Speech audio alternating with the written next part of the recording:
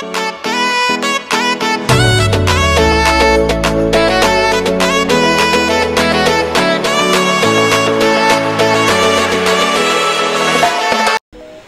akong parcel sa likod. Anong gagawin natin dyan? Malamang, bubuksan. Parang din nag-grade school. So, dalawang parcel to. Magkaibang video gagawin natin sila. Unahin natin yung kay ano. Ito na lang. So, unahin natin itong parcel na to kay V. Na, sa V-Line Cosmetics to. Itong parcel na to ay nabili ko noong 12/12. Diba? Dahil nabudol tayo ng TikTok. And wala. Na-enjoy ko lang magpabudol for once. No? Ako hindi naman ako talagang bumibili. Minsan-minsan lang. So, noong 12/12 bumili naman ako. Maraming tayong kaperahan. Yaman. So, ayan. Bumili ako ng sabon. So, latest. Ito yata yung latest na sabon na soap ng V-Line Cosmetics. And natanggap tayo ng freebie. No? So, ito. Yung ano nila, yung shoot nila sa TP Fair. Okay. So, I hope na maka-attend ako ng TP Fair this coming December. I think 25 to 30. Basta ganun. So, sana makasama ako. Although hindi pa ako nakabila ng ticket. At hanapin ko pa kung saan ang bilihan ng ticket kung meron pa bang available. So, ayun. Ayan. So, apat yung nakuha akong sticker. 1, 2, ito. Si Kong. Ayan. Si Kidlat. And then, first birthday ni Kidlat. Grabe. Sobrang laki na niya. And, na-enjoy ko yung vlog nila sa Japan. And, ito pa. Diba? Ang cute na Kidlat dyan.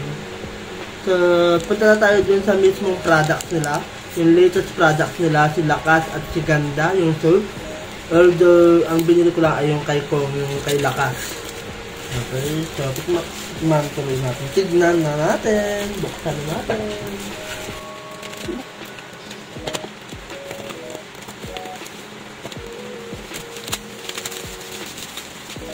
Yan. So, bumili ako ng Lakas family soap, no? So, by V-Line Cosmetics. And tignan natin. Ang laki nga niya. Tama yung sinabi ni V. Sobrang laki.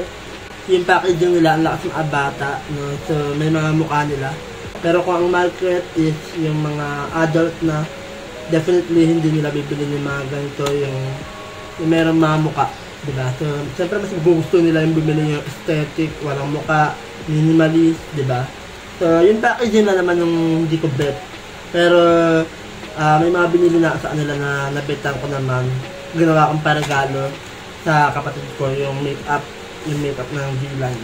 And for sure, pang matagalang gamit to. So, bubuksan natin kung gaano kabango. Gagamitin ko to sa pangligo, pang araw-araw. Pero bibili pa ako for sure para sa pangregalo naman. At sobrang laki niya. Imagine isang palad. Yan, so ganyan siya kalaki. Kaya bumili na kayo ng soap ng V-Line. Okay, and then amoyin natin siya kung mabango. Amoy lang ha, hindi natin kakainin. Ala, amoy lang. Ay, ang bango. Ang bango niya guys. Ang bango nung soap. Parang, yung naamoy ko sa kanya ay parang baby soap. Pang bata. Okay. Tapos yan yung niya, yung meron siyang naka-emboss na V-Line Cosmetics. V-Line lang. Okay. So, pero guys, sobrang bango. Kaya, itatry natin to bukas na bukas pagkalinggo natin. Yun lang. Ito na nga ang next natin na i-unbox. Ready na ba kayo? Kumapit ka, dali. Kasi hindi mo magugustuhan. Magugulat ka kung anong binili kong sa TikTok. So, isa rin to sa mga budol sa TikTok sa 12/12. Grabe na. Dami na nabili ng 12/12, no? Pag December talaga, ang dami nabibili ng mga tao. Wala pa ang January, ubus na ang pera. Kayo rin ba? Nabubudol din ba kayo dito sa TikTok? So, Ayan. I'm happy to announce. I'm happy to announce na bumili ako ng boxer. Okay, bumili ako ng boxer shorts. So, para sa kaalaman ninyo, ang suot ko lang naman pag nasa bahay ay boxer. So, mas fresh ko kasi sa. Ayan. So, tignan natin kung kasi sa atin. Pero siyempre, hindi ko na susukatin dito dahil bawal. Ano ba? Hindi tayo magiging bold star dito sa video na to. Susukatin natin to kung kasi sa atin. Kung hindi kasi, tatapon ko to. Hindi, joke lang. Ayan. So, bumili ako ng boxer. Ayan. So, ito sa I think okay naman siya. Ayan. So, maganda yung tela na. Pero parang mainit. Ay, hindi naman parang. Tapos, yan, may garter. Garter lang siya. Pwede sa mga sabi. Pwede sa mga masarap na tayo. And, ayun. Takot na din nakabili ng boxer. So, parang nakabili na ulit. Dark blue. And then black. And then light blue.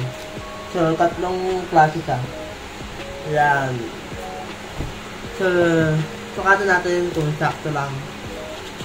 Pero for sure, sakto naman sa akin. Ayan. Okay na to? Tama na. Bye!